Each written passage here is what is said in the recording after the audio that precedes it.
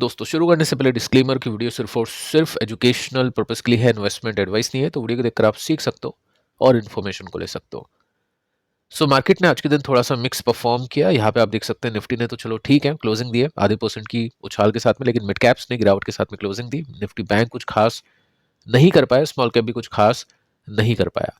साथ में स्टॉक्स को हम देखने चले तो मैक्सिमम स्टॉक्स आज गिरावट के साथ में बंद हो चुके हैं। सेक्टर्स देखें तो सेक्टर्स में से कुछ है नहीं, मैक्सिमम सेक्टर्स प्लस में है। सरकारी बैंक्स ने सबसे अच्छा परफॉर्म किया, 1.36% के साथ में इंडेक्स ऊपर है। अब इसको लेकर ऑलरेडी अपन बातचीत कर चुके हैं कि अभी के समय आपको स्टॉक्स में मोमेंटम देखना है तो वो है सरकारी बैंक्स, क्योंकि कंपनीज के एनपीए काफी कम आ रहे हैं। इंफ्रा के ऊपर सरकार ने स्पेंडिंग बढ़ा दी है तो उस वजह से काफी अच्छी ग्रोथ मिलेगी और इन कंपनीज के नंबर्स भी काफी अच्छे आए हैं। पहले इन कंपनीज में काफी स्कैम की न्यूज आती थी कि कुछ लोन्स दिए उसके बाद में वो पैसे डूब गए, बट अभी कुछ सालों से वैसी न्यूज नहीं आ रही है। तो इन कंपनीज के नंबर्स अच्छा रहे, उस बेसिस पे यहाँ पे अच्छी तेजी देखने को मिल रही है। एसबीआई सबसे अच्छा परफॉर्म करा और उसमें सबसे अच्छी अर्निंग ग्रोथ भी देखने को मिल रही है। साथ में देखिए दोस्तों, सबसे खराब परफॉर्म किया निफ्टी आईटी ने। एक्सपेक्टेड है कुछ समय के लिए आईटी अंडर परफॉर्म कर सकता है कुछ क्वार्टर्स के लिए अंडर परफॉर्म करे। हो सकता है Q4 के रिजल्ट अच्छे देखने को नहीं मिले, उसके बाद में Q1 के रिजल्ट्स अच्छे देखने को नहीं मिले। ऑलरेडी अपन बातचीत कर चुके हैं और उसके पीछे के रीजंस को भी अपन डिस्कस कर चुके हैं। तो ये सरप्राइजिंग नहीं था, ये एक्सपेक्टेड था। अब आईटी कंपनीज को लेकर भी आगे चल के बातचीत करते हैं। कुछ कंपनीज तो काफी गिर चुकी है, उनके टेक्निकल्स को देखते हैं और भी कुछ है जो अपन यहाँ पे देखने वाले हैं। तो फर्स्ट अपन देखते हैं ट्रंप की क्या न्यूज है, क्योंकि वही न्यूज मार्केट को अभी के समय प्ले कर रही है अप्स एंड डाउन्स के लिए। जैसे कि आपको बताइए कि 10% का टैरिफ था जिसको इंक्रीज करके 15% का टैरिफ कर दिया है और आज मार्केट ने उसके बेसिस पे रिएक्ट किया है। 10% का टैरिफ होता तो मार्केट काफी अच्छा रिएक्ट कर सकता था, बट यहाँ पे ऐसा कुछ हुआ नहीं है। अब देखिए, ट्रंप का कहना है कि ट्रंप के पास में और भी ज्यादा पावर्स आ चुकी है पहले के कंपैरिजन में। ट्रंप कह रहा है कि यूएस ने हमको, सुप्रीम कोर्ट ने हमको सेटबैक दिया है, लेकिन उसके बाद में हमारे पास में काफी अच्छी पावर आ चुकी है जिसको हम आगे चल के यूज करने वाले हैं। साफ साफ आप देख सकते हैं, डिटेल में यहाँ पे मेंशन कर रखा है कि अब ब्रॉडर पावर होगी और इस वजह से ट्रंप और भी टैरिफ को इंक्रीज कर सकता है, और टैरिफ को इंक्रीज नहीं करेगा तो उसके पास में और भी पावरफुल ऑप्शंस अवेलेबल है। आप देख सकते हैं एक्चुअली अलाउ कर दिया है ट्रंप को कुछ और, टैरिफ नहीं लेकिन कुछ और काफी सारे लीगल टूल्स हैं जिसको इम्पोज कर दे और वो मोस्ट पावरफुल हो गए और टैरिफ के कंपैरिजन में ज़्यादा अच्छी कमाई यूएस की उस वजह से होगी। और यूएस के जो डिसीजन है उसको क्रिटिसाइज किया है कि यूएस का जो कोर्ट है उसने सही डिसीजन नहीं लिया है, तो उसके बेसिस पे यहाँ पे क्रिटिसाइज ट्रंप ने किया है। आगे चल के आप देख सकते हैं कि ट्रंप इंक्रीज कर सकते हैं, रिस्ट्रक्चर कर सकते हैं इंपोर्ट ड्यूटीज को, क्या यूज करके, ऑल्टरनेटिव ट्रेड लॉस, यानी और भी काफी सारे कानून है जिसको ट्रंप यूज कर सकता है लूप होल के रूप में, और उसके बाद में सुप्रीम कोर्ट भी कुछ भी नहीं कर पाएगा, ऐसा कहना है ट्रंप का। बाकी देखिए, अभी कोई भी कमेंट सुनने को मिला नहीं है सुप्रीम कोर्ट की तरफ से कि 10% का जो टैरिफ है वो भी क्या सही है, 15% का जो टैरिफ है क्या वो भी सही है। अगर वो सही है तो ठीक है, फिर प्रॉब्लम यहाँ पे रहेगी, लेकिन अगर वो सही नहीं है तो हो सकता है वो चीजें हटती हुई आगे चल के देखने को मिल जाए। तो उसके लिए थोड़ा सा वेट एंड वॉच यहाँ पे करना पड़ेगा। साथ में देखिए दोस्तों, ट्रंप ने यह भी कहा है कि इंडिया को लेकर और चाइना को लेकर कि दोनों जो कंट्रीज है वो विनर्स हो चुके हैं और यूके लूजर हो चुका है, क्योंकि जिन कंट्रीज के ऊपर 15% से ऊपर टैरिफ था अभी वो 15% का टैरिफ देगी। इंडिया का 18 से 15 हो चुका है, लेकिन कुछ कंट्रीज ऐसी है जिनके ऊपर ज़्यादा टैरिफ था, अभी तक उनकी ट्रेड डील हुई नहीं थी, जैसे यूके, तो उनको अब ज़्यादा टैरिफ देना पड़ेगा। ठीक है, तो ये सब चीज़ें हैं जो अभी टैरिफ को लेकर यहाँ पे सुनने को देखने को मिल रही है। अब देखिए दोस्तों, कल हुआ क्या था, पिछले दिन हुआ क्या था कि निफ्टी ने अभी तक का highest ever single day trading volume दर्ज किया है। अब उसके पीछे का रीजन आपको बताइए कि एकदम से अच्छी न्यूज आती है और उस बेसिस पे गिफ्ट निफ्टी काफी ऊपर चल जाता है, लेकिन हुआ क्या, 1.25% के आसपास का उछाल था गिफ्ट निफ्टी के अंदर, बट यहाँ पे आप देख सकते हैं जस्ट आधे % की तेजी मिली, क्योंकि टैरिफ 10 से 15 हो गया। तो ये रीजन है मार्केट के इस तरह से परफॉर्म करने के पीछे का। टेक्निकली हम देखें तो मार्केट अभी भी वीक है, कमजोर है। यहाँ पे आप देख सकते हैं मार्केट को गिरता हुआ, और अभी निफ्टी रेसिस्टेंस पर आने की कोशिश कर रहा है। देखते हैं वहां से किस तरह का रिएक्शन यहाँ पे निफ्टी में देखने को मिलता है। आगे चलते हैं, आईटी को देखते हैं। आज के दिन आईटी सेक्टर ने सबसे खराब परफॉर्म किया। आईटी के ईटीएफ को देखें तो 1.41% की तेजी है। ईटीएफ सबसे इजी सिंपल तरीका है इन्वेस्ट करने का आईटी कंपनीज में, जिसके अंदर जितनी भी आईटी कंपनीज है आईटी इंडेक्स में उन सभी में होल्डिंग्स बन जाती है। सो रीज़न क्या है इसके पीछे का, उसको चेक कर लेते हैं। देखिए, जेफरीज ने यहाँ पे डाउनग्रेड किया है इन्फोसिस को, टीसीएस को, और जो बाकी 4 कंपनीज है, आईटी कंपनीज है, उनको एआई को लेकर जो चिंता है उसकी वजह से। इसका मतलब प्रॉब्लम खत्म हुई नहीं है, अभी तो जस्ट स्टार्टिंग है और अभी डाउनग्रेड होना शुरू हो चुके हैं। यहाँ से भी काफ़ी गिर सकते हैं ऐसा लगता है जेफरीज को। तो इस वजह से काफ़ी बड़े डाउनग्रेड्स देखने को मिले हैं इन्फोसिस में, टीसीएस में, और जो बाकी 4 आईटी कंपनीज है, बड़ी बड़ी जो कंपनीज है ना, उनके अंदर ये सब चीज़ें देखने को मिली है। अब साथ में देखिए दोस्तों, बोला क्या है जेफरीज ने कि एआई क्या कर सकती है, स्ट्रक्चर चेंज कर सकती है बिजनेस मिक्स का आईटी कंपनीज में। और इसकी वजह से क्या होगा, जो श्रिंकिंग होगा पोर्शन ऑफ मैनेज सर्विस, यानी काफ़ी सारी सर्विस वो मैनेज करती है तो वो पोर्शन थोड़ा सा कम होगा, क्योंकि कुछ सर्विस वो मैनेज नहीं कर पाएगी क्योंकि रिक्वायर्ड ही नहीं होगा, उसकी जगह ले लेगा एआई टूल।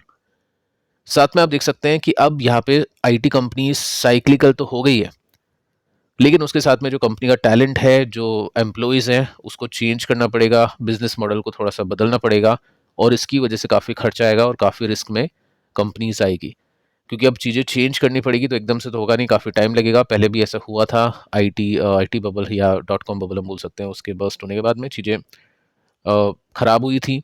काफ़ी सारी कंपनीज उस चेंज को ले नहीं पाई थी, और उस चेंज को नहीं लेने की वजह से काफ़ी सारी कंपनीज हो गई थी बंद, और काफ़ी सारी कंपनीज को एक्वायर कर लिया था, छोटी कंपनीज तो गायब हो गई थी।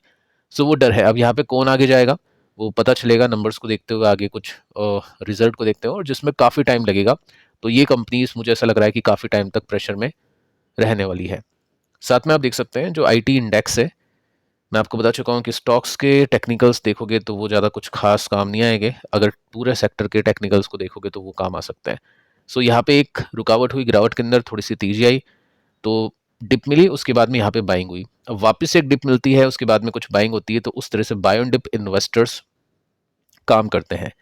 साथ में आप देख सकते हैं यहाँ पे जो, अगर मैं इसके वीकली चार्ट को आपको दिखाऊं निफ्टी आईटी के, तो ये अभी अपने सपोर्ट पर है, लेकिन कोई बड़ी बात नहीं है, टूट भी सकता है, क्योंकि ऑलरेडी आपको बता चुका हूँ कि ये जो प्रॉब्लम है वो काफ़ी बड़ी प्रॉब्लम है, और उसकी वजह से कंपनी के नंबर्स काफ़ी घट सकते हैं। ऑलरेडी 2020 के बाद में इन कंपनीज की जो वैल्यूएशन है वो री रेट हुई है। आपने देखा है कि 2020 तक आईटी कंपनीज की जो वैल्यूएशन थी, पी रेशियो यहाँ पे था, उसके बाद में अब आईटी कंपनीज का पी रेशियो इस तरह से आ चुका है। सो ये जो री रेटिंग है वो वापस से खराब हो सकती है, कुछ कंपनीज में तो देखने को मिल चुका है, जैसे आगे चल के अपन देखते हैं।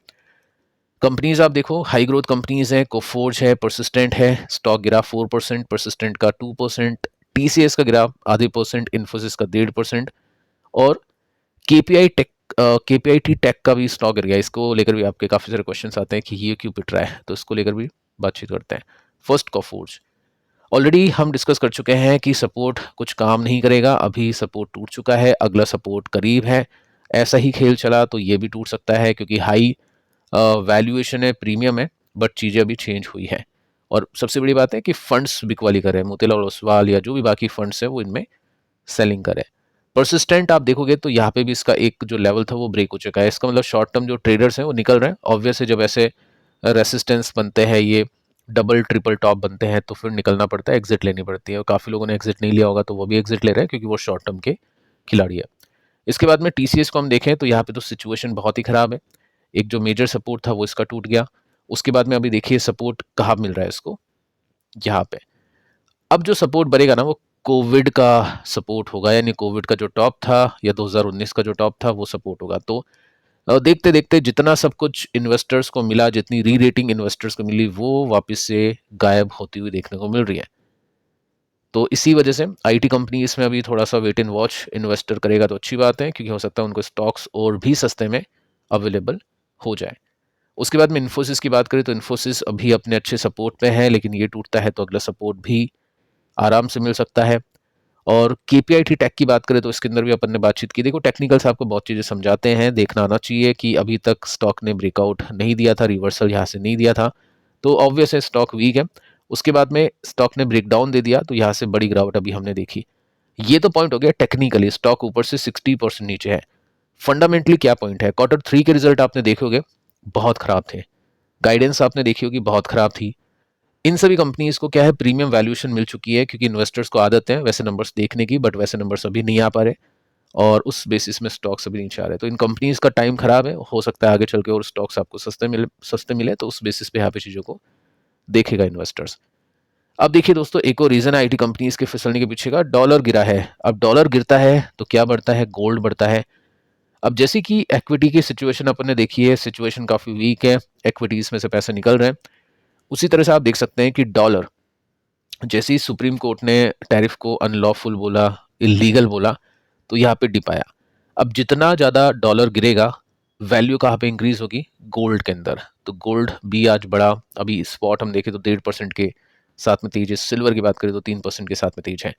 सो यहाँ पे कुछ ना कुछ स्ट्रॉन्ग बेस बन रहा है। मैं ऐसे नहीं बोलूंगा कि ये सस्टेन करेगा ही करेगा, यहाँ से सब चीज़ें ऊपर ही जाएगी, लेकिन अगर आप देखोगे इक्विटी के कंपैरिजन में, तो दोनों में काफ़ी स्ट्रॉन्ग बेस बन रहा है। इक्विटीज इतना अच्छा सपोर्ट नहीं ले पा रही जितना गोल्ड एंड सिल्वर सपोर्ट ले पा रहे हैं। सो इन्वेस्टर्स की अभी जो चॉइस है वो गोल्ड एंड सिल्वर में थोड़ी सी ज़्यादा कन्विक्शन वाली है इक्विटी के कंपैरिजन में, और इस वजह से यहाँ पे जो सपोर्ट है वो काफ़ी सॉलिड फिलहाल के लिए बना हुआ है। तो जो भी इन्वेस्टर्स हेजिंग करते हैं या रीबैलेंसिंग करते हैं, बैलेंस करके चलते हैं gold and silver plus equities में, उनके लिए अब अच्छे मौके हैं, क्योंकि एक्विटीज़ भी नीचे हैं, सिल्वर एंड गोल्ड भी नीचे हैं। बट वही बात है कि आईटी कंपनीज में थोड़ा सा वेट एंड वॉच इन्वेस्टर करेगा, जो कि अभी ऑब्वियस है, दिख भी रही है चीज़ों के हिसाब से, टेक्निकली फंडामेंटली उस हिसाब से। सो पिछले वीडियो को देख लेना, मिलते हैं नेक्स्ट वीडियो में दोस्तों, तब तक के लिए बाय बाय।